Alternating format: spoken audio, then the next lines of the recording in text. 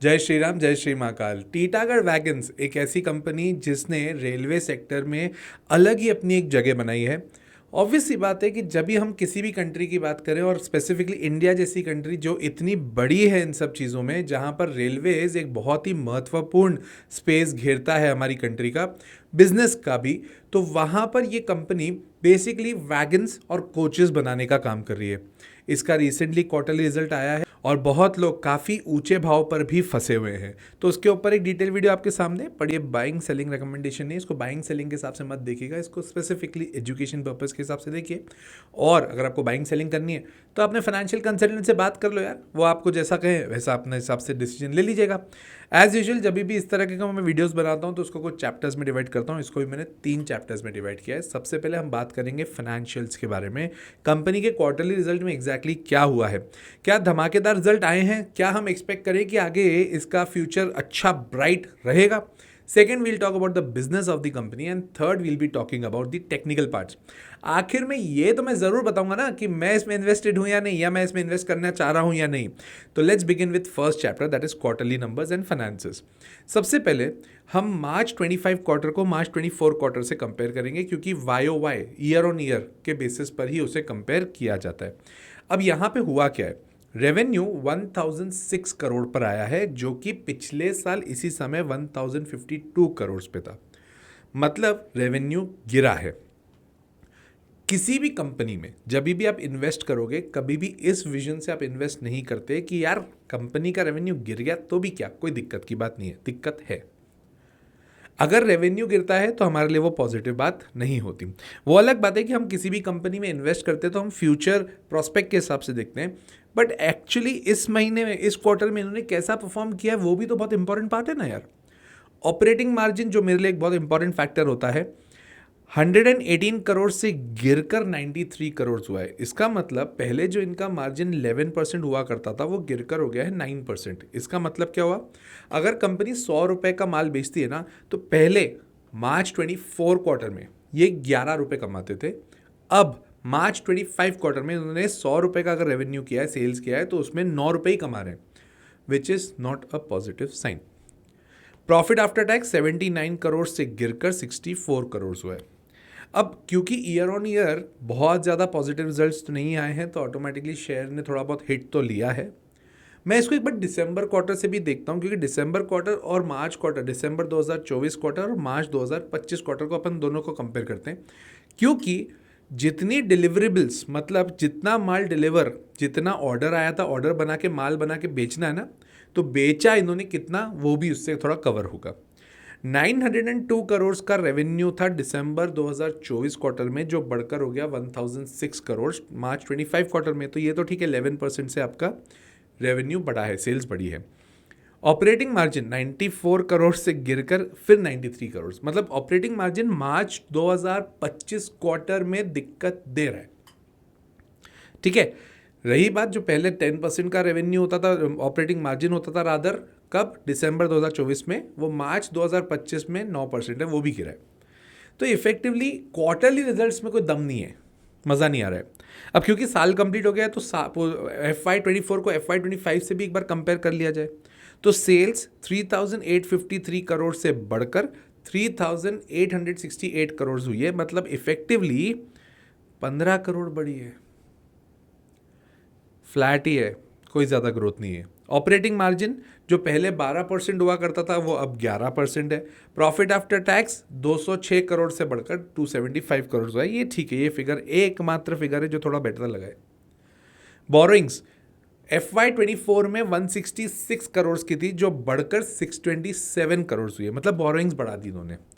Revenue में बहुत ज़्यादा चेंज नहीं हुआ है, बोरोइंग्स बढ़ गई। अब इसके 2 इम्प्लीकेशन है। पहला इम्प्लीकेशन, हो सकता है कंपनी आगे जो माल डिलीवर करना चाहती है, क्योंकि यार ट्रेन के डब्बे बनना, वैगन्स बनना, कोचेस बनने में टाइम लगता है और पैसे चाहिए होते हैं, तो हो सकता है आगे कुछ डिलीवर करना हो, इसके चक्कर में अभी इन्होंने लोन लिया हो, बट लोन इनका अभी अच्छा खासा बढ़ गया है। ठीक है, प्रमोटर की होल्डिंग पहले 47% हुआ करती थी, वो गिरकर 40% हुई है, तो ये भी बहुत ज़्यादा पॉजिटिव नहीं है। अगर मैं FIIs की बात करूँ, 4.63% से बढ़कर 11.6%, मतलब एक और पॉजिटिव, बहुत दिन बाद ऐसा लग रहा है पूरा वीडियो बनने पे आ गया है, अब जाके कुछ पॉजिटिव आया है कि FIIs ने खरीदा है, DIIs ने भी खरीदा है, 7% से बढ़कर 13% हुआ है. They have a vision that obviously railway companies will get good orders, railway companies will deliver it, because at दिन इंडिया में मेट्रोज जिस हिसाब से पूरी इंडिया में बन रही हैं, धंधा तो होएगा, इसमें तो कोई डाउट नहीं. प्राइस अर्निंग रेशियो इनका एज ऑफ नाउ 46 पे है, जबकि इंडस्ट्री का भी 46 है. मेनली इनका जो कॉम्पिटिटर है वो है जुपिटर वैगन, उसका भी 46 पे. तो इफेक्टिवली वैल्यूएशन ठीक है, नंबर्स बढ़िया नहीं है. ठीक है, थोड़ी बहुत दिक्कत वहाँ पे रहे. तो और भी इसकी देखें, ऑर्डर बुक कितनी है. दिसंबर 2024 क्वार्टर में ऑर्डर बुक थी 25,300 करोड़ की, जो अब है 24,500 करोड़ की. मतलब ऑर्डर बुक कम हुई है.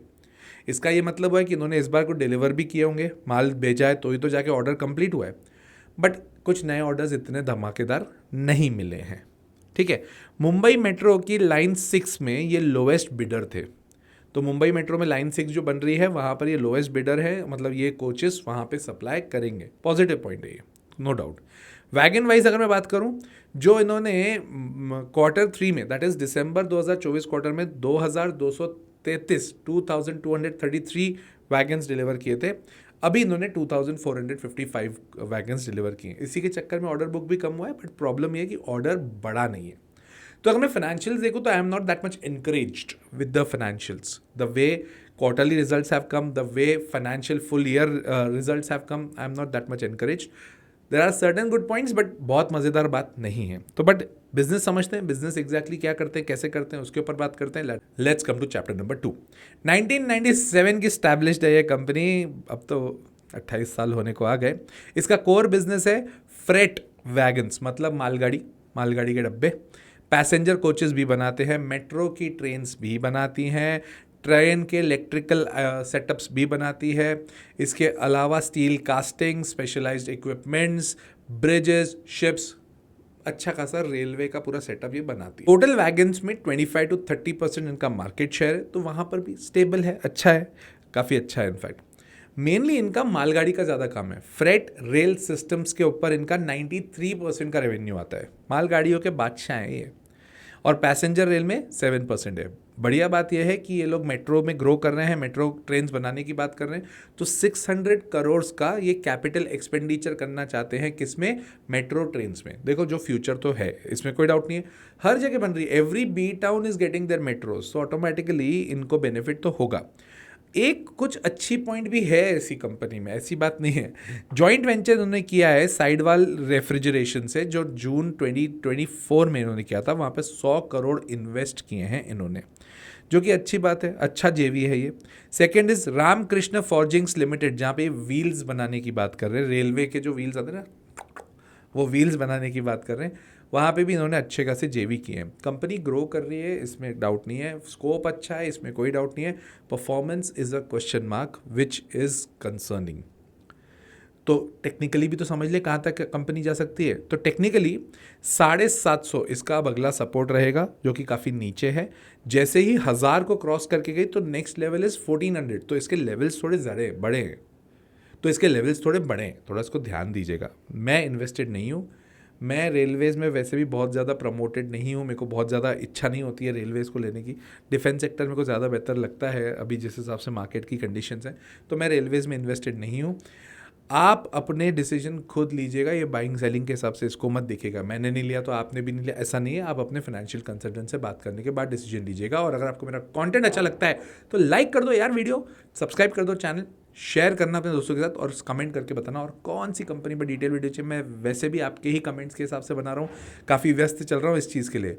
टिल देन, जय श्री राम, जय श्री महाकाल.